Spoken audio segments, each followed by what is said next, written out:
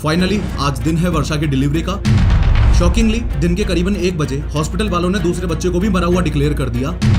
हमारे देश में इस तरह के सीक्रेट क्लिनिकल ट्रायल्स बिना किसी रोक टोक के चल रहे हैं, भले ही बंदा मर जाए। 7 महीने प्रेग्नेंट एक लेडी रुखसार 2 दिन एडमिट रही। हॉस्पिटल वालों ने उस बच्चे को एक गत्ते के डिब्बे में डाला। इन सारी बोतल्स में मौजूद खून को इस तरह सिंक में गिरा दिया जाता है, लेकिन डॉक्टर्स अपनी जेब भरने के लिए उस महिला को सी सेक्शन के नर्क में धकेल देते हैं। आज से करीबन 7 साल पहले 30 नवंबर 2017 को सुबह करीब 9 बजे आशीष कुमार और उसकी पत्नी वर्षा अपने जुड़वे बच्चों की डिलीवरी से पहले रूटीन चेकअप करवाने के लिए एक बहुत फेमस हॉस्पिटल में जाते हैं। ये फेमस हॉस्पिटल दिल्ली के शालीमार बाग में स्थित था। डॉक्टर चेकअप शुरू करता है और सोनोग्राफी के दौरान ही वर्षा को बताता है कि प्रेगनेंसी में कुछ कॉम्प्लिकेशंस हैं। मैं अपनी वाइफ को लेकर हॉस्पिटल गया, मैक्स हॉस्पिटल गया, तो उन्होंने कहा कि बच्चों की डिलीवरी करनी पड़ेगी। फिर उसके बाद हमने बोला ठीक है, आपको जो सही लगता है आप वो कीजिए। फॉलोइंग दिस वो उन्हें फोर्स करता है कि वर्षा को 9 महीने पूरे होने से पहले ही डिलीवरी करवानी पड़ेगी। डॉक्टर्स आशीष को ये भी बोलते हैं कि चूंकि बच्चे 9 महीने से पहले ही जन्म ले रहे हैं, इसलिए उन दोनों बच्चों को 4 दिन तक एक स्पेशल यूनिट में रखना पड़ेगा। मजबूरी का फायदा उठाते हुए उन हॉस्पिटल वालों ने उस स्पेशल यूनिट का 1 दिन का चार्ज बताया 1 लाख रुपए, जो कि नॉर्मली 5-10 हजार ही होता है। इन पेरेंट्स के पास कुछ और ऑप्शन तो था नहीं, इसलिए जैसे तैसे उधार लेकर इन्होंने पैसों का इंतजाम कर लिया। फाइनली आज दिन है वर्षा की डिलीवरी का, और अनफॉर्चुनेटली डिलीवरी के बाद आशीष और वर्षा को ऐसी न्यूज मिली जिसने उन्हें तोड़कर ही रख दिया। डिलीवरी के 5 मिनट बाद ही डॉक्टर्स ने उन जुड़वा बच्चों में से एक बच्चे को मरा हुआ डिक्लेयर कर दिया। शॉकिंगली दिन के करीबन 1 बजे हॉस्पिटल वालों ने दूसरे बच्चे को भी मरा हुआ डिक्लेयर कर दिया और दोनों ही बच्चों की बॉडीज को प्लास्टिक बैग में डालकर पेरेंट्स को हॉस्पिटल के पीछे के गेट से ऐसे सौंप दिया जैसे वो कोई नॉन लिविंग थिंग्स हैं। बताया कि डिलीवरी के वक्त एक बच्ची की मौत हो गई और 1 घंटे बाद दूसरे बच्चे को भी मृत बताकर उसके शव को पार्सल में पैक कर दिया गया। काश दिल्ली के इन हॉस्पिटल वालों ने बच्चों की बॉडीज को सही तरीके से चेक कर लिया होता तो पेरेंट्स के साथ ये अजीब घटना ना होती। कौन सी अजीब घटना, ध्यान से सुनना। बेचारे पेरेंट्स आशीष और वर्षा अपने डेड डिक्लेयर ट्विंस को गाड़ी में लेके घर की ओर चल दिए। ये लाचार माँ बाप अंतिम संस्कार को ध्यान में रखकर घर की ओर बढ़ ही रहे थे कि अचानक हॉस्पिटल से सिर्फ 3 किलोमीटर की दूरी पर ही उस प्लास्टिक की थैली में हलचल सी होने लगती है। हलचल देखकर आशीष कुमार और उसके पापा कैलाश की सांसें रुक सी गईं। डरते डरते कैलाश ने उस थैली को खोलकर देखा तो उसके पैरों के नीचे से जमीन ही खिसक गई। उन ट्विंस में से एक बच्चा अभी भी जिंदा था, और जिस हालत में था उसका जिक्र अगर अपन ना ही करें तो बेहतर है। तो हमने देखा कि जो पैकेट में जिसमें उसको पार्सल में पैक कर रखा था उसमें कुछ हलचल सी महसूस की हमने। उसमें देखा कि मतलब उसमें कुछ हलचल सी है, कुछ एक्टिविटी सी हो रही है उसमें। तो हमने जब पार्सल खोल के देखा तो बच्चा सांस ले रहा था। बिना किसी देरी के कैलाश और आशीष दोनों उस प्लास्टिक बैग में मौजूद बच्चों को किसी दूसरे पास के ही अस्पताल में लेकर जाते हैं। एक बच्चा तो उन दोनों में से मृत पाया गया, लेकिन दूसरे बच्चे में अभी जान बाकी थी। जिस बच्चे में जान बची हुई थी उसको 5 दिन तक वेंटिलेटर पर रखा गया। उसके बाद उस बच्चे ने भी वहाँ उस वेंटिलेटर पर ही दम तोड़ दिया। ऐसे ही आज से 1.5 साल पहले दिल्ली गवर्नमेंट के अंडर आने वाले एक लोकनायक हॉस्पिटल में एक वारदात हुई। 7 महीने प्रेग्नेंट एक लेडी रुखसार 2 दिन एडमिट रही। 2 दिन एडमिट रहने के बाद यानी कि 19 फरवरी को उसके बच्चे की डिलीवरी करवाई गई। डिलीवरी के तुरंत बाद ही डॉक्टर ने उस बच्चे को मरा हुआ घोषित कर दिया। आप विश्वास नहीं करोगे कि हॉस्पिटल वालों ने उस बच्चे को एक गत्ते के डिब्बे में डाला और इस तरह से सील पैक करके दे दिया। बेचारे माँ बाप बच्चे का फ्यूनरल करने के लिए उसे घर लेकर चले गए। बच्चे को दफनाने के लिए घर वालों ने कब्र भी खोद ली थी। जब उन्होंने डिब्बा खोला तो उनके होश ही उड़ गए, क्योंकि बच्चा जिंदा था और बाहर निकलने के लिए छटपटा रहा था। घर वाले जल्दी से जल्द बच्चे को उसी हॉस्पिटल लेके पहुंचे, लेकिन हॉस्पिटल वालों ने बच्चे को एडमिट करने से मना ही कर दिया। सोचो, जिन डॉक्टर्स को हम भगवान मान रहे हैं उनमें से कुछ तो यमराज हैं, और जिन हॉस्पिटल्स की चकाचौंध और स्ट्रक्चर को देखकर स्वर्ग जैसा लगता है, असल में वो स्वर्ग पहुंचाने की जगह बन चुकी है। आज की इस 3D एनिमेटेड वीडियो में हम बड़े लेवल पर लेकिन सीक्रेटली हो रहे हॉस्पिटल स्कैम्स पर से पर्दा उठाएंगे। ऐसे रियल लाइफ इंसिडेंट्स को डिस्कस करेंगे जो हमें ये समझने में हेल्प करेंगे कि इन स्कैम्स को आखिर अंजाम कैसे दिया जा रहा है, एंड मोस्ट इंपोर्टेंटली ये भी समझेंगे कि आप अपने आप को और अपने परिवार को इन स्कैम से कैसे बचा सकते हो। लेकिन हर बार की तरह शुरू से शुरू करते हैं। साल 2021 में Asian journal of management and commerce नाम की एक जर्नल ने इंडिया में बढ़ते हेल्थ केयर फ्रॉड्स पर एक रिपोर्ट सबमिट की थी। इस रिपोर्ट के अकॉर्डिंग इंडिया में होने वाले 40% हॉस्पिटल स्कैम्स सरकारी अस्पतालों में किए जाते हैं और रिमेनिंग 60% स्कैम्स प्राइवेट अस्पतालों में किए जाते हैं। इस बढ़ते हुए हेल्थ केयर फ्रॉड का एक मेन रीजन है उन लोगों को निशाना बनाना जिन्होंने हेल्थ इंश्योरेंस ले रखा है। ध्यान से समझो कि हॉस्पिटल में एग्जैक्टली होता क्या है। इमेजिन करो, एक सिचुएशन है जिसमें इस पर्सन ए के साथ साथ एक पेशेंट है और इसका इलाज करवाने के लिए ये हॉस्पिटल जाते हैं। हॉस्पिटल में रिसेप्शन पे इनसे पूछा जाता है कि इस पेशेंट का हेल्थ इंश्योरेंस है कि नहीं। अगर इस पर्सन ए ने ना बोल दिया तब तो समझ लो कि ये लोग बच गए, लेकिन अगर इस पर्सन ए ने ये बोला कि हाँ इस पेशेंट का हेल्थ इंश्योरेंस है तो समझ जाओ कि इस पेशेंट की वॉट लगने वाली है। अगर आपने गब्बर इज बैक मूवी देखी होगी तो आप ऑलरेडी रिलेट कर पा रहे होंगे कि मैं क्या कहना चाह रहा हूँ, क्योंकि हेल्थ इंश्योरेंस वाले पेशेंट का खर्चा इंश्योरेंस कंपनी को उठाना पड़ता है, इसलिए ऐसे केस में डायग्नोसिस और इलाज के टाइम पेशेंट इतना सोचता ही नहीं है और हॉस्पिटल वाले इस चीज का फायदा उठा लेते हैं। फॉर एग्जाम्पल, अगर किसी पेशेंट को पेट में दर्द है तो ना जाने उसे क्या क्या टेस्ट करवाने को बोल देंगे, क्योंकि जितने ज्यादा टेस्ट होंगे हॉस्पिटल वालों के लिए तो उतना ही ज्यादा फायदा है, ज्यादा बिल आएगा इज इक्वल टू ज्यादा पैसा मिलेगा। दिक्कत की बात यह है कि पेशेंट्स भी इस चीज को इस सोच के साथ सीरियसली नहीं लेते कि पैसा तो इंश्योरेंस कंपनी का लगेगा ना, अपने को क्या है भाई, पैसे भले ही इंश्योरेंस कंपनी दे, शरीर तो तेरा खराब हो रहा है ना, तेरी बॉडी को अननेसेसरी छेदा जा रहा है। इसी स्कैम को अच्छे से अंजाम देने के लिए हॉस्पिटल वाले एक और नए स्कैम को जन्म देते हैं और वो है एडमिशन स्कैम। एडमिशन स्कैम का मतलब है बिना किसी जरूरत के ही किसी भी पेशेंट को एडमिट कर लेना। इन दोनों ही स्कैम से रिलेटेड आपको एक रियल इंसिडेंट बताता हूँ कि कैसे इंश्योरेंस पॉलिसी की आड़ में लोगों को जबरदस्ती एडमिट करके उनसे पैसा वसूला जा रहा है। बात शुरू होती है 5 फरवरी 2020 से, जब हिमांशु सिंघल अपने बच्चे को दिल्ली के शालीमार बाग के एक फेमस हॉस्पिटल में लेकर गया। हुआ कुछ ऐसा था कि कुछ दिनों से उसके 2.5 साल के बच्चे को हल्का बुखार और लूज मोशन की शिकायत आ रही थी। रूटीन कंडीशन में एडमिट हुआ, कोई इमरजेंसी सिचुएशन नहीं थी। डॉक्टर ने चेकअप किया और पूछा कि क्या आपके पास मेडिकल इंश्योरेंस है। हिमांशु के हाँ करते ही डॉक्टर ने बच्चे को एडमिट करवाने की सलाह दे दी, जबकि बच्चा कुछ दवाइयों से भी ठीक हो सकता था। खैर, बच्चे को तुरंत ही एडमिट किया गया और ब्लड टेस्ट के लिए ले जाया गया। एडमिट करने के बाद हॉस्पिटल वालों ने ये प्लानिंग शुरू कर दी कि कैसे उस बच्चे को ज्यादा से ज्यादा दिन के लिए रोक लिया जाए। इसी प्लानिंग को अंजाम देने के लिए 6 फरवरी को कुछ और टेस्ट भी करवाए गए। प्लानिंग करी कि किस तरह से बच्चे के स्टे को ज्यादा से ज्यादा प्रोलॉन्ग किया जा सके।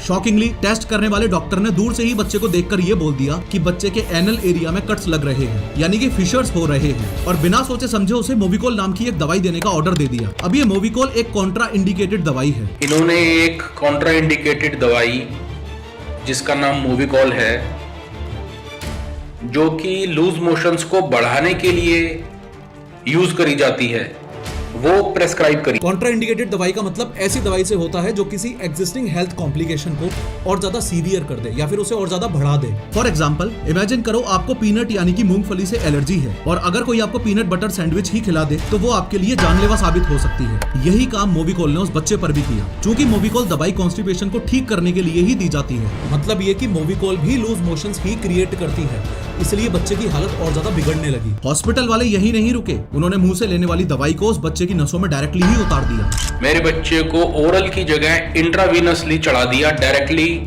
ब्लड स्ट्रीम में।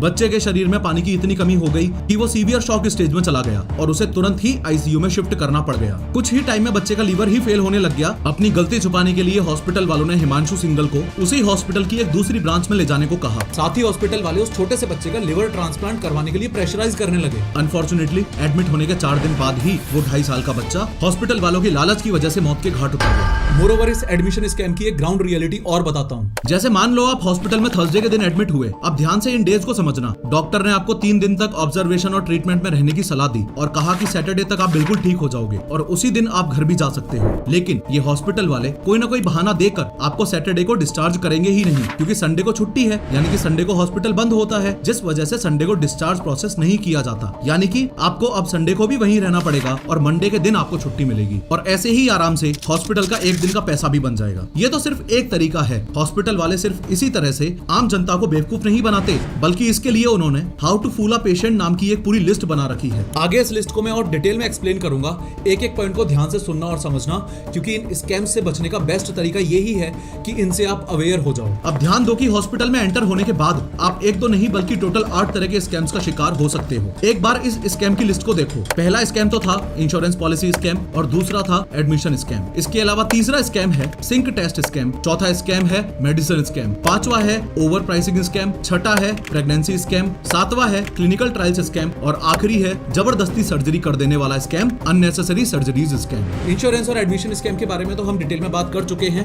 अब आगे के स्कैम्स को समझते हैं और सिंक टेस्ट स्कैम से शुरुआत करते हैं। अब ये बात तो आप भी मानोगे कि कई केसेस में किसी भी प्राइवेट हॉस्पिटल के अंदर कदम रखते ही आप एक एटीएम मशीन बन जाते हो और हॉस्पिटल वाला एक कैशियर जो सिर्फ और सिर्फ पैसे लेता है। मान लो आपको खांसी जुकाम हो रहा है, आप एक प्राइवेट हॉस्पिटल में डॉक्टर को दिखाने के लिए गए। अब प्राइवेट हॉस्पिटल्स को तो अपना पैसा बनाना है ना, तो जहां आपको शायद सिर्फ एक ही टेस्ट की जरूरत है, वहां डॉक्टर आपको 50 तरह के टेस्ट की एक लिस्ट लिखकर दे देते हैं, जिनका उस बीमारी से दूर दूर तक कोई रिलेशन नहीं होता। और यही फालतू के एक्स्ट्रा टेस्ट बेस बनते हैं हॉस्पिटल वालों के लिए अगले स्कैम का, यानी कि सिंक टेस्ट स्कैम। खैर, आप खुशी खुशी इतने सारे टेस्ट लिखवाकर अपना ब्लड सैंपल देने के लिए जाते हो। लैब वाला बंदा भी आपकी पर्ची देखकर 4-5 कलर्स की ब्लड वायल्स निकाल लेता है। आप अपना खून देकर रिपोर्ट का इंतजार करने लगते हो। अब ध्यान से देखो कि लैब के अंदर होता क्या है। हॉस्पिटल वालों को पता है कि आपको सिर्फ एक ही टेस्ट की नीड थी और उन्होंने उस टेस्ट को करके रिपोर्ट ऑलरेडी बना भी दी, लेकिन आपसे तो और भी टेस्ट के नाम पर खून लिया गया था ना, जो अभी भी इन कलरफुल वायल्स में भरा हुआ है। तो इसका क्या किया जाएगा? इन सारी बोतल्स में मौजूद खून को इस तरह सिंक में गिरा दिया जाता है और फेक रिपोर्ट बना दी जाती है। इन शॉर्ट, आपके खून का सिंक टेस्ट कर दिया जाता है, या दूसरे शब्दों में यह कह लो कि आपसे खून लिया, उसको सिंक में गिरा दिया और फेक रिपोर्ट जनरेट करके दे दी। ऐसा मैं नहीं कह रहा हूँ, बल्कि देश के मशहूर हार्ट डॉक्टर BM हेगड़े ने इस स्कैम का पब्लिकली पर्दाफाश करते हुए बताया है। डॉक्टर BM हेगड़े को देश का प्रेस्टिजियस अवार्ड पद्म विभूषण भी मिल चुका है। डॉक्टर BM हेगड़े ने साल 2015 में अपनी कुछ ऑब्जर्वेशंस भी पब्लिक की थी, जिसमें उन्होंने बताया था कि डॉक्टर्स अपने हॉस्पिटल मैनेजमेंट को खुश करने के लिए और उनकी जेबें भरने के लिए इस तरह की अनएथिकल प्रैक्टिसेस को अंजाम दे रहे हैं, और सिंक टेस्ट भी इस बड़े गेम प्लान का एक हिस्सा है। एनीवेज, पैसा कमाने के लिए डॉक्टर्स ऐसे टेस्ट तो लिखते ही हैं जिनका आपकी बीमारी से कोई रिश्ता ही नहीं है, लेकिन एक चीज और जो डॉक्टर्स करते हैं वो है सेटिंग वाली दवाइयां लिखना। सेटिंग वाली दवाई का मतलब है कि डॉक्टर वही दवाई लिखेगा जिस पे उसे सबसे ज्यादा कमीशन मिल रहा हो। मान लो आप कुछ हफ्तों से बीमार फील कर रहे हो और अपने पास ही के एक हॉस्पिटल में जाते हो। वहाँ आप एक जाने माने डॉक्टर को दिखाते हो। क्योंकि उस डॉक्टर के पास काफी ज्यादा पेशेंट्स आते थे, तो आपकी उम्मीद जग जाती है कि ये डॉक्टर आपको जल्दी से ठीक कर देगा। डॉक्टर ने चेकअप किया और कुछ टेस्ट करवाए। रिपोर्ट्स आने के बाद डॉक्टर ने आपको ये बताया कि आपको इन्फेक्शन हुआ है और उसके ट्रीटमेंट के लिए 1 हफ्ते की दवाइयां लिखकर दे दी। आप दवाई की दुकान पर गए तो पता चला कि डॉक्टर ने सारी ब्रांडेड दवाइयां ही दी हैं, जो कि काफी महंगी हैं। रात में आपने अपने एक दोस्त से बात की जो एक दवाई बनाने वाली कंपनी में ही काम करता था। दवाइयों के नाम सुनते ही आपके दोस्त ने आपको बताया कि ये सब टॉप टियर ब्रांडेड दवाइयां हैं, इसके आधे पैसों में तो जेनेरिक दवाइयां आ जाती। यहाँ आपके मन में एक सवाल आ रहा होगा कि ये ब्रांडेड और जेनेरिक दवाइयां क्या होती हैं? तो ध्यान से समझो, जब कोई कंपनी रिसर्च करके किसी भी दवाई को बनाती है तो वो उसका पेटेंट ले लेती है। पेटेंट यानी कि एक ऐसा राइट जो किसी नए प्रोडक्ट को बनाने के लिए दिया जाता है। मोरओवर, किसी भी नई दवाई को बनाने के लिए जो पेटेंट दिया जाता है वो 20 साल के लिए ही होता है। तो इन 20 सालों में कोई और कंपनी सेम दवाई नहीं बना सकती। इन्हीं दवाइयों को बोला जाता है ब्रांडेड दवाइयां। रिसर्च पर टाइम और पैसा लगाने की वजह से ये ब्रांडेड दवाइयां काफी कॉस्टली होती है। इसका बेस्ट एग्जाम्पल है क्रोसिन, जो बुखार की एक दवाई है और इसका प्राइस है लगभग 33 रुपए। लेकिन जैसे ही ये 20 साल पूरे होते हैं तो कोई भी कंपनी उस दवाई को बना सकती है। क्योंकि अब उस दवाई की रिसर्च पब्लिकली अवेलेबल है, तो इसलिए ही इन कंपनीज को अब रिसर्च में पैसा लगाने की जरूरत नहीं है। ओरिजिनल दवाई के फॉर्मूले की नकल करके नई दवाई बना ली जाती है। ये बात भी इम्पोर्टेंट है कि इनमें सेम केमिकल्स ही होते हैं। जब रिसर्च में पैसा नहीं लगा तो ये दवाइयां सस्ती भी होती हैं, इसलिए इन दवाइयों को बोला जाता है जेनेरिक दवाइयां। जैसे अब आपको बुखार होता है तो डॉक्टर आपको पैरासीटामोल नाम की ये वाली दवाई देता है, जो कि एक जेनेरिक दवाई है, और हाँ, इसका प्राइस है 16 रुपए। देखा जाए तो ये दोनों ही तरह की दवाइयां सेम काम करती हैं, सेम केमिकल कंपोजिशन से भी बनी हैं। बस फर्क सिर्फ इतना सा है कि ब्रांडेड वाली दवाइयां थोड़ी महंगी हैं, क्योंकि उसका नाम फेमस है और उसे बनाने में भी ज्यादा पैसा लगा है। अब होता ऐसा है कि ये बड़े बड़े ब्रांड्स डॉक्टर्स को अपनी दवाइयां बेचने का कमीशन देते हैं। ये कमीशन कैश में भी हो सकता है और AC, टीवी, मोबाइल या फिर कोई ट्रिप के तरीके से भी हो सकता है। इनफैक्ट हेल्थ मिनिस्ट्री ने प्रेस इंफॉर्मेशन ब्यूरो की मदद से बार बार डॉक्टर्स को ये भी सलाह दी है कि वो ब्रांडेड दवाइयां लिखने की बजाय जेनेरिक दवाइयां लिखें, और इसका रिसेंट सर्कुलर 28 जुलाई 2023 को ही जारी किया गया था। फिर भी सभी डॉक्टर्स भगवान थोड़ी हैं। At the end of the day कई लोगों के लिए पैसा मैटर कर जाता है। रीजन तो आपको समझ आ ही रहा होगा कि इतने सारे सरकारी सर्कुलर्स निकालने के बावजूद भी डॉक्टर्स पर ब्रांडेड दवाइयां लिखने का ही भूत क्यों सवार है। ये मेडिसिन स्कैम अपने देश में बहुत बड़े लेवल पर चल रहा है। अब देखो, हॉस्पिटल सबसे बड़ी धांधली जहां करते हैं वो है दवाइयों के प्राइसेस पर। लूट के इस हथियार को अच्छे से समझते हैं और इस खेल के अंदर चल के देखते हैं। ये स्कैम भी 2 तरह से किया जा सकता है। पहला तो दवाइयों के बढ़ते हुए रेट्स के जरिए, और दूसरा किसी भी अनयूज्ड चीज का प्राइस चार्ज करके। एक एक करके दोनों ही कैटेगरीज को समझेंगे, पर शुरुआत बढ़े हुए रेट्स वाली कैटेगरी से करेंगे। कभी आपके साथ ऐसा हुआ है कि आप खुद को दिखाने के लिए एक डॉक्टर के पास गए और जो दवाइयां उसने लिखी वो आपको उस हॉस्पिटल से ही खरीदनी पड़ी? टेक्निकली डॉक्टर जो भी दवाइयां लिखता है, पेशेंट उन दवाइयों को कहीं से भी खरीद सकता है, लेकिन मैक्सिमम टाइम्स हॉस्पिटल्स उसे ऐसा नहीं करने देते। ये लॉ के अगेंस्ट है, लेकिन मैक्सिमम टाइम्स यही होता है। इनफैक्ट जब डॉक्टर आपकी पर्ची में दवाइयाँ लिख देता है तो घंटी बजाकर अपने असिस्टेंट को बुलाता है। ये असिस्टेंट आपकी पर्ची लेकर जाता है और उसका सिर्फ एक ही डेस्टिनेशन होता है, हॉस्पिटल की फार्मेसी, जहाँ वो आपको जबरदस्ती दवाइयाँ दिलवाता है। ऐसा होता क्यों है वो भी समझो। जब भी हॉस्पिटल वाले किसी दवाई बनाने वाली कंपनी से दवाइयों की डील करते हैं तो ये देखते हैं कि किस कंपनी की दवाई का प्राइस सबसे ज्यादा है और किस दवाई पर प्रॉफिट मार्जिन सबसे ज्यादा मिल रहा है, और फाइनली उस दवाई को चूज कर लिया जाता है। जैसे मान लो किसी कंपनी ने बुखार की एक दवाई बनाई जिसकी कॉस्ट उसे पड़ी 1 रुपए। अब ये कंपनी हॉस्पिटल के पास जाएगी और बोलेगी कि आप मेरी दवाई को 1.5 रुपए में खरीद लो। लेकिन यहाँ भी एक कैच है, कंपनी उस दवाई का एमआरपी वो ही सेट करेगी जो हॉस्पिटल वाले उसे बताएंगे। हॉस्पिटल वाले मैक्सिमम प्रॉफिट लेने के लिए उसका एमआरपी रख देंगे 7 रुपए, यानी कि 1.5 रुपए की दवाई अब पेशेंट को 7 रुपए की मिलेगी, यानी कि हॉस्पिटल वालों को इस दवाई पर हद से ज्यादा प्रॉफिट हो जाएगा। इनफैक्ट हॉस्पिटल के अंदर वाली दुकान पर जो दवाई मिलेगी उसका एमआरपी हॉस्पिटल के बाहर वाली दुकान पर मिलने वाली दवाई के कंपैरिजन में अलग हो सकता है। एक रिपोर्टेड सर्वे में जो एक दवाई हॉस्पिटल के अंदर 858 रुपए की मिल रही थी, वही सेम दवाई बाहर दुकान से खरीदी तो 710 रुपए की एमआरपी पर थी। इस बात का मतलब समझ पा रहे हो कि हॉस्पिटल वाले अपने पेशेंट्स को कितना चूना लगा रहे हैं। अब अगर बात करें दूसरे केस की, यानी कि किसी भी चीज का प्राइस बिल में ऐड कर देने की, तो इस बात को एक रियल इंसिडेंट से समझते हैं। देखो, बात है 31 अगस्त 2017 की, जब 7 साल की एक बच्ची आद्या सिंह को डेंगू के इलाज के लिए दिल्ली के एक फेमस हॉस्पिटल में एडमिट करवाया गया। ट्रीटमेंट शुरू हुआ, सब कुछ सही चल रहा था, लेकिन अचानक 5वें दिन आद्या की तबीयत बिगड़ने लगी और हालत इतनी खराब हो गई कि आद्या को वेंटिलेटर पर लेना पड़ा। वेंटिलेटर का मतलब है किसी भी पेशेंट को आर्टिफिशियली सांसें देना। सऊदी अरेबिया की एक मेडिकल जर्नल ने साल 2019 में वेंटिलेटर पर सर्वाइवल की एक स्टडी की थी, जिसके मुताबिक वेंटिलेटर पर जाने के बाद 37% अडल्ट पेशेंट और 17% चाइल्ड पेशेंट्स सर्वाइव ही नहीं कर पाते हैं। इवन जनरल परसेप्शन भी यही है कि वेंटिलेटर पर जाने के बाद इंसान के बचने के चांसेस काफी कम हो जाते हैं। खैर, वेंटिलेटर पर रखने के बाद हॉस्पिटल वालों ने आद्या के माँ बाप को इन्फॉर्मेशन देना ही बंद कर दिया। इनफैक्ट पेरेंट्स के बार बार बोलने पर भी हॉस्पिटल वाले उन्हें आद्या के जिंदा होने की कोई भी रिपोर्ट शेयर नहीं कर रहे थे। और फिर अनफॉर्चुनेटली एडमिट होने के 14 दिन बाद आद्या की मौत हो गई। अति तो तब हो गई जब आद्या के पापा जयंत सिंह को इन हॉस्पिटल वालों ने 16 लाख रुपए का बिल थमा दिया। बिल देखकर जयंत सिंह के होश ही उड़ गए, क्योंकि बिल के हिसाब से उस 7 साल की बच्ची के ट्रीटमेंट के दौरान उसे 660 सिरिंजेस लगाई गई थी, यानी कि हर रोज लगभग 40 इंजेक्शंस। इसके अलावा जो ब्लड टेस्ट बाजार में 70 रुपए में ही हो जाता है, उसके लिए हॉस्पिटल वालों ने जयंत सिंह से 5400 रुपए चार्ज कर रखे थे। और हद तो तब हो गई जब 15 दिन के इस पूरे ट्रीटमेंट में 2700 ग्लव्स जो हॉस्पिटल स्टाफ यूज करता है उसका भी पैसा चार्ज किया गया था। Gloves and 660 syringes were added to the bill.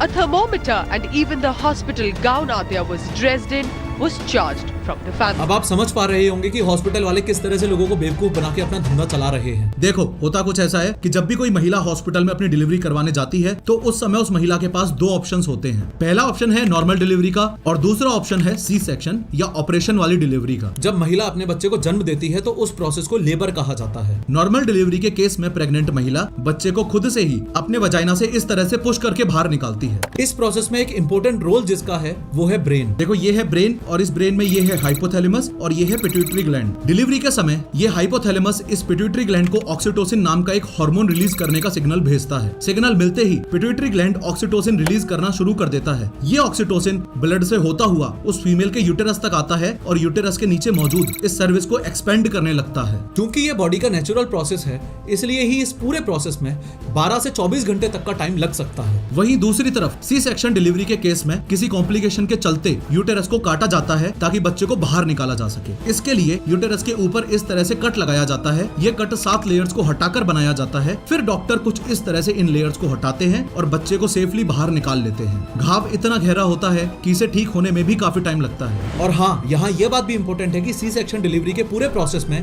केवल 45 मिनट तक का ही टाइम लगता है। अब यहाँ ध्यान देने वाली बात यह है कि सी सेक्शन डिलीवरी कम समय में हो तो जाती है, पर इसकी कॉस्ट नॉर्मल डिलीवरी की तुलना में बहुत ज्यादा हाई है। और यही रीजन है कि हॉस्पिटल वाले हमेशा यही चाहते हैं कि ज्यादा से ज्यादा महिलाओं की नॉर्मल डिलीवरी ना हो और उनका पैसा बनता रहे। ये बात तो आप भी मानोगे कि बॉडी का नेचुरल प्रोसेस ही किसी महिला और उसके बेबी के हेल्थ के लिए अच्छा होता है, लेकिन डॉक्टर्स अपनी जेब भरने के लिए उस महिला को सी सेक्शन के नर्क में धकेल देते हैं। इसके लिए जो ट्रिक्स डॉक्टर अपनाते हैं वो कुछ इस तरह की बातें हैं। आपके बच्चे ने तो पोटी कर दी है, अभी की अभी ऑपरेशन करना पड़ेगा, या फिर आपका बच्चा इस तरह से अम्बिलिकल कॉर्ड में उलझ गया है, अभी के अभी ऑपरेशन करना पड़ेगा, एक्सेट्रा एक्सेट्रा। अपने बच्चे को रिस्क में देखकर कोई भी माँ बाप आप झट से सी सेक्शन के लिए रेडी हो जाते हैं। पर हाँ, ऐसा भी नहीं है कि डॉक्टर्स हर टाइम ही झूठ बोल रहे होते हैं, कई केसेस में वो सच भी होता है। लेकिन आपको ये सुनकर शौक लगेगा कि इंडिया में होने वाली टोटल डिलीवरीज में से 21.5% सी सेक्शन से होने वाली डिलीवरीज हैं। और तो और प्राइवेट हॉस्पिटल्स में सी सेक्शन से होने वाली डिलीवरीज का रेट 49.7% तक जा चुका है। इसका मतलब ये हुआ कि प्राइवेट हॉस्पिटल्स में होने वाली हर 2 डिलीवरीज में से एक तो सी सेक्शन के द्वारा ही हो रही है। आपको ये भी बता दूं कि WHO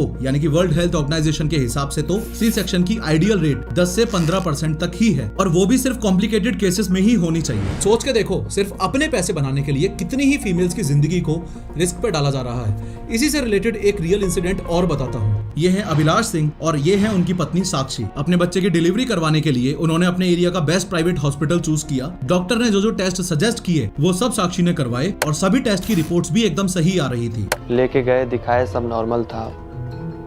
फिर टाइमली जो भी चेकअप इन्होंने बोला हमने कराया। ये बात हम सबको ऑलरेडी पता होती है कि नॉर्मल प्रेगनेंसी में 40 हफ्तों का या करीबन 9 महीनों का टाइम होता है। पर पता नहीं क्यों 37वें हफ्ते में ही डॉक्टर ने साक्षी को सी सेक्शन डिलीवरी करवाने के लिए फोर्स किया। घर वालों के बार बार पूछने पर डॉक्टर ने ये कहा कि बच्चों की जान को खतरा है, इसलिए तुरंत ही ऑपरेशन करवाना होगा। ऑपरेशन हुआ। चूंकि साक्षी का बच्चा 9 महीने से पहले ही पैदा हुआ था, इसलिए डिलीवरी के बाद उस बच्चे को स्पेशल यूनिट में रखा गया। सब कुछ सही चल रहा था, लेकिन अचानक ही साक्षी की तबीयत बिगड़ने लगी। उसका ब्लड प्रेशर बढ़ने लगा और उसका चेहरा पहले लाल सा होने लगा और फिर एकदम ही काला पड़ गया।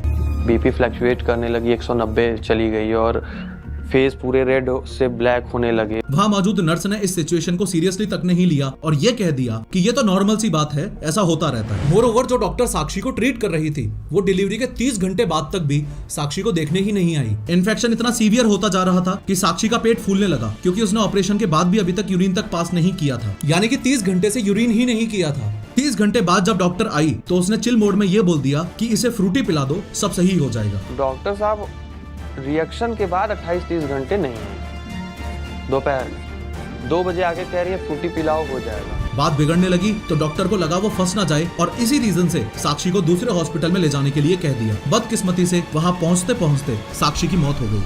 ऐसी ही एक घटना टीवी एक्ट्रेस छवि मित्तल के साथ भी हुई थी।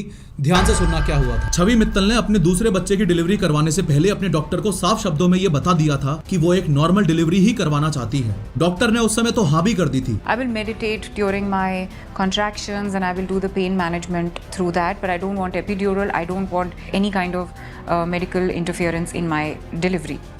And she said okay. छवि को लेबर पेन होना शुरू हुआ और वो उस हॉस्पिटल में पहुंची जहां उसके डॉक्टर ने बताया था। पर हॉस्पिटल वालों के इरादे तो कुछ और ही थे। उन्होंने चालाकी से छवि को एक इंजेक्शन लगा दिया। When this injection was administered, I suddenly got a panic attack. I said, what did you just give me? Why did you do that? What's happening to me? She said, nothing, relax. This is just to hasten the labor. और injection क्या था? वो था oxytocin hormone का एक injection. अभी थोड़ी देर पहले ही मैंने आपको बताया था ना कि ऑक्सीटोसिन बॉडी में रिलीज होता है, जिसकी मदद से बच्चे की डिलीवरी इजीली हो पाती है। तो अब आपके दिमाग में ये सवाल आ रहा होगा कि ये ऑक्सीटोसिन का इंजेक्शन लगाया ही किस लिए? देखो, नेचुरल डिलीवरी में तो टाइम लगता है और पैसे भी काफी कम आते हैं, लेकिन डॉक्टर्स को तो जल्दी है ना। इसी रीजन से डॉक्टर्स ये ऑक्सीटोसिन हार्मोन का इंजेक्शन लेबर को जल्दी प्रोड्यूस करने के लिए लगा देते हैं। सिंथेटिक ऑक्सीटोसिन से बॉडी में मौजूद ऑक्सीटोसिन का लेवल इतना बढ़ जाता है कि उस फीमेल को सीवियर लेबर पेन होना शुरू हो जाता है। शॉकिंगली ये पेन इस लेवल का होता है कि फिर वो महिला नॉर्मल डिलीवरी कर ही नहीं सकती है और उसे सी सेक्शन ही करवाना पड़ता है। और यही सेम सिनेरियो छवि मित्तल के साथ भी हुआ। इस बात का सीधा सा मतलब आप समझ पा रहे हो। हॉस्पिटल वाले किसी भी केस के अंदर ये चाहेंगे कि आप नॉर्मल डिलीवरी के बजाय सी सेक्शन डिलीवरी चूज करो, ताकि उनके पास ज्यादा से ज्यादा पैसा बने। इस ऑक्सीटोसिन हार्मोन से जुड़ी एक खतरनाक बात और आपको बता दूं कि ऑक्सीटोसिन गाय भैंसों को उनकी नेचुरल कैपेसिटी से ज्यादा दूध प्रोड्यूस करने के लिए भी लगाया जाता है और साथ ही फल और सब्जियों का साइज बढ़ाने के लिए भी लगाया जाता है। ये सिंथेटिक ऑक्सीटोसिन बॉडी के नेचुरल हार्मोन लेवल्स को डिस्टर्ब कर सकता है, डाइजेस्टिव सिस्टम पर नेगेटिव इंपैक्ट डाल सकता है और इवन कैंसर जैसी घातक बीमारी तक भी क्रिएट कर सकता है। स्टडीज ये भी सजेस्ट करती हैं कि सी सेक्शन से पैदा होने वाले बच्चों में कैंसर होने के चांसेस ज्यादा होते हैं उन बच्चों के कंपैरिजन में जो नॉर्मल डिलीवरी से पैदा हुए हों। इस कॉन्सेप्ट को मैंने और अच्छे से एक्सप्लेन किया है अपनी इस रिसेंट कैंसर वाली वीडियो में, जरूर देखना। एनीवेज, अगर आपने साल 2022 में आई वेब सीरीज ह्यूमन देखी होगी तो आपको याद होगा कि इस सीरीज में ये दिखाया गया था कि कैसे हॉस्पिटल्स बिना पेशेंट्स की कंसेंट के और बड़ी दवाइयों की कंपनीज को फायदा पहुंचाने के लिए क्लिनिकल ट्रायल्स को अंजाम देते हैं। बैन ड्रग का ट्रायल ह्यूमंस पे कर रहे हैं, जिसकी वजह से लोगों की जानें भी जा रही हैं। इस ट्रायल के चलते रहने से काफी सारे लोगों को काफी सारा फायदा हुआ है। डॉक्टर नाथ, S93R ड्रग नहीं है,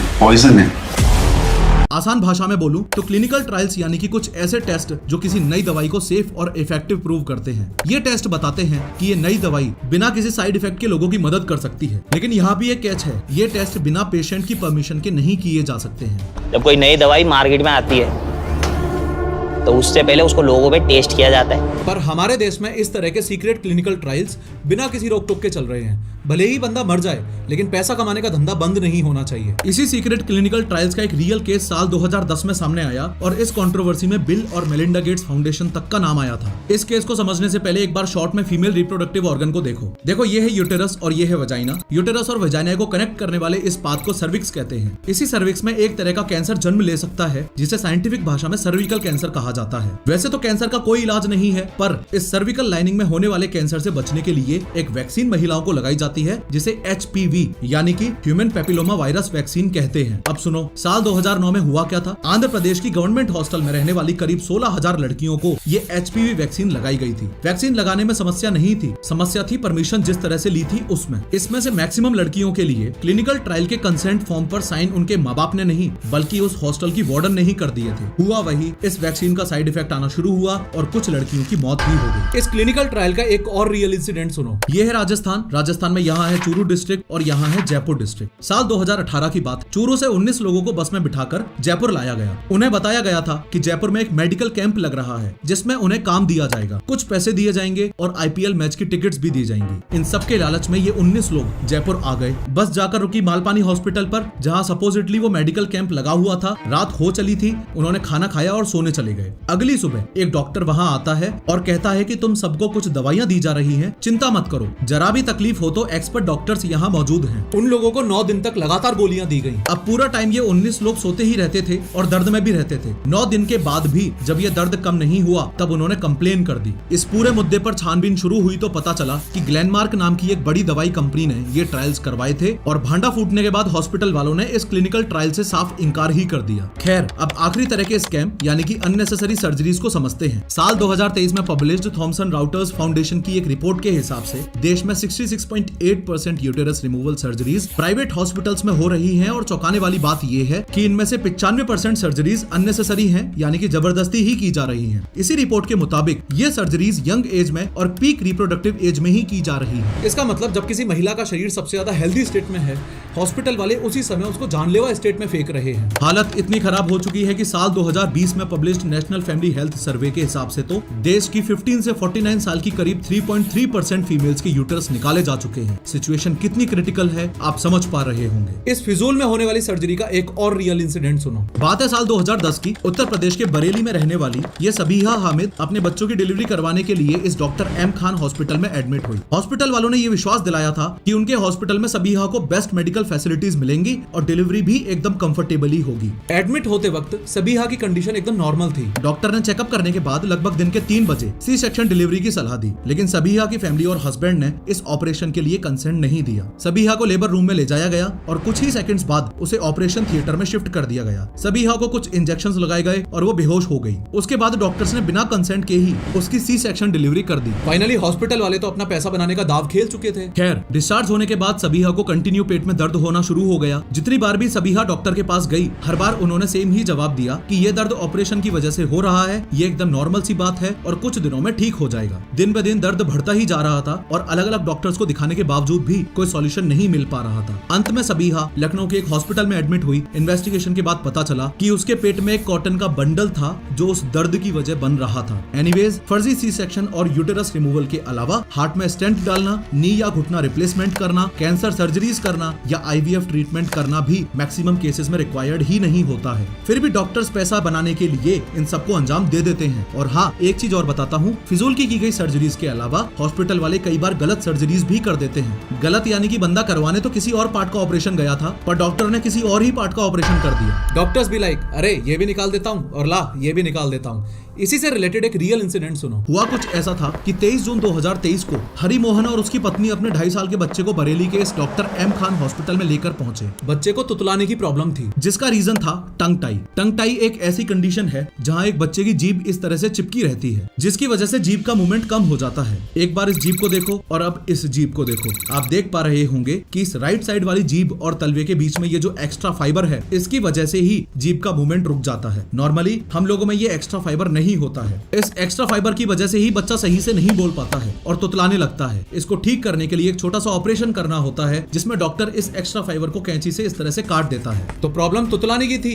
ऑपरेशन जीभ का ही करना था। ऑपरेशन के जस्ट पहले हॉस्पिटल वालों ने हरिमोहन को साइन करने के लिए कुछ पेपर्स दिए। उन पेपर्स में इंग्लिश में लिखा हुआ था और चूंकि हरिमोहन को इंग्लिश नहीं आती थी, तो उसने ये बात डॉक्टर को बताई और पूछा कि पेपर्स में क्या लिखा है। डॉक्टर ने इस बात को टालते हुए कह दिया कि इसमें कोई खास बात नहीं है, तुम तो बस साइन कर दो। ऑपरेशन हुआ और बच्चे को वार्ड में शिफ्ट भी कर दिया गया। थोड़ी देर बाद ही जब इस 2.5 साल के बच्चे को गर्मी लगने लगी, तो उसकी माँ ने बच्चे के कपड़े खोल दिए। कपड़े खोलते ही उसकी माँ की आंखें फटी की फटी रह गईं। बच्चे के प्राइवेट एरिया पर एक पट्टी बंधी हुई थी। पूरे हॉस्पिटल में हंगामा मच गया क्योंकि इस बच्चे का खतना या सर्कमसिजन कर दिया गया था। इसी केस की वजह से डॉक्टर एम खान हॉस्पिटल का लाइसेंस सस्पेंड कर दिया गया था। जांच में ये सामने आया था कि अस्पताल के प्रशासन की लापरवाही सामने आई थी, जिसके चलते अस्पताल का लाइसेंस सस्पेंड कर दिया गया है। कोई भी ओपीडी नहीं चालू की जाएगी और ना ही कोई भी मरीज एडमिट किया जाएगा। अब एक बड़ा सवाल यहाँ ये उठता है कि ऐसा हो क्यों रहा है। इसके पीछे 2 बड़े कारण हैं। पहला है कोई भी स्ट्रिक्ट मॉनिटरिंग बॉडी का ना होना